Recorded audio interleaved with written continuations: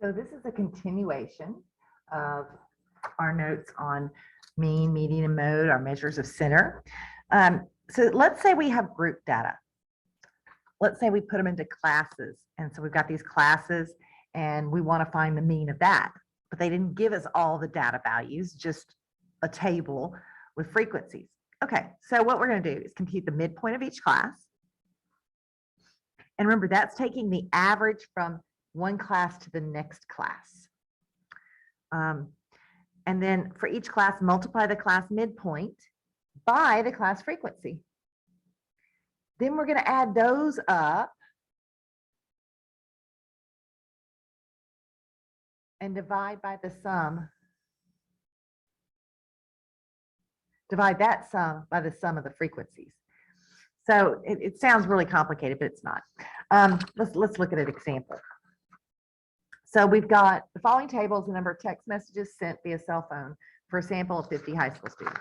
So we know our sample size is 50, so these should add up to 50.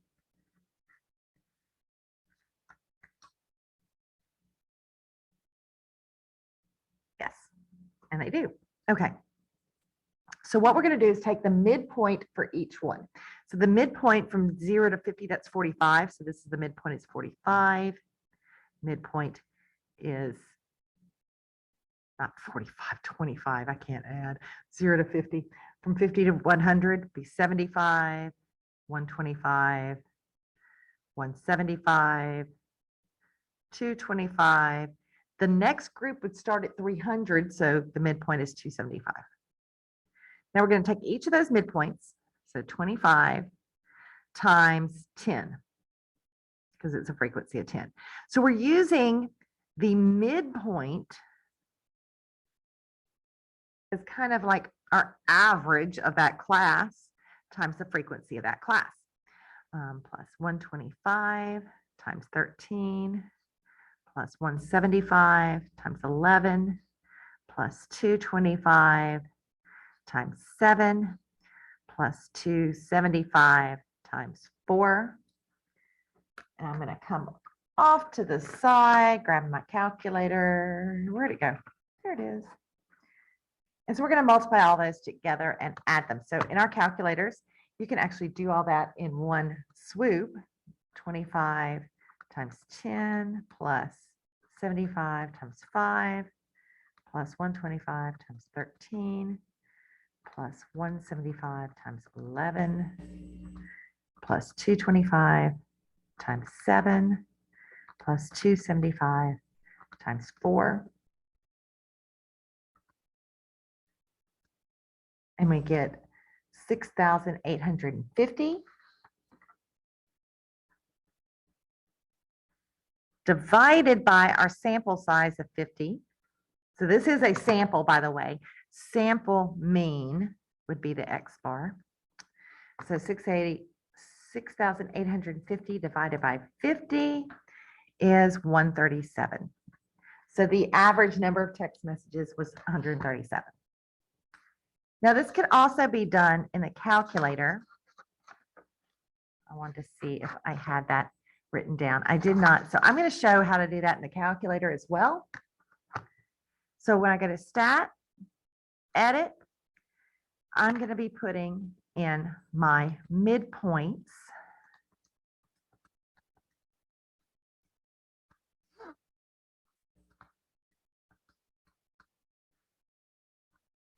And then putting my frequencies in the next column. Now I still only have one variable. That second column is just the frequencies for the table. So I'm still going to one variable statistics, one var stats. But this time I have that frequency list that goes with it, and it should be L2. So if we look on the calculator, above 2 in blue is L2. So I'm going to press second 2.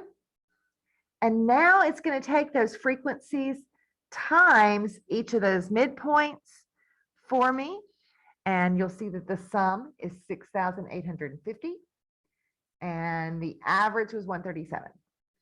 So it did it for us. You can do the same thing in the NumWorks calculator too. All right, The last thing we're going to look at is what is called a weighted mean.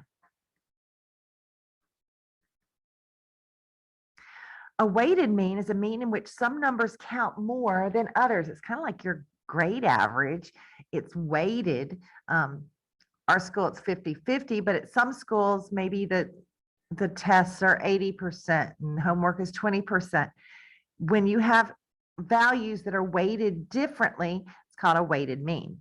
So let's say we have our data values are X's and W's are the weights. So if I were finding my weighted mean, I'm going to take each of those weights times the data value. So weight 2 times data value 2 plus ... all the way to the end. Divided by, now this is what gets interesting. We're going to divide it by the sum of the weights. Let's see how that looks in an example. So last semester, Joe took 4 courses. He got an A in statistics, and that was a 5-credit course. B in psychology, it's a 4-credit course. C in English, 3 credits. A in music, and it's a 2-credit course. And A is worth 4 points. B is worth 3 points. C is worth 2 points for your GPA. So we're going to calculate his weighted GPA mean. Okay, so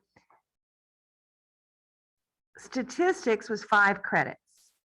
So he got an A, which is 4 points, and we had 5 credits. Plus, he got a B, and that was 4 credits, a C, and that was 3 credits, and then an A, and that class was 2 credits. So the number of the weights were these credit hours, so 5 plus 4 plus 3 plus 2. So we're going to, first I need to get to the next screen. Okay, so go down, all right, clear. 5 plus 4 plus 3 plus 2. So his credit hours are 14. And then I need to do an A times 4 credit hours plus 3 times 4 plus 2 times 3 plus 4 times 2. And we get 46 divided by 14. His GPA is 3.29.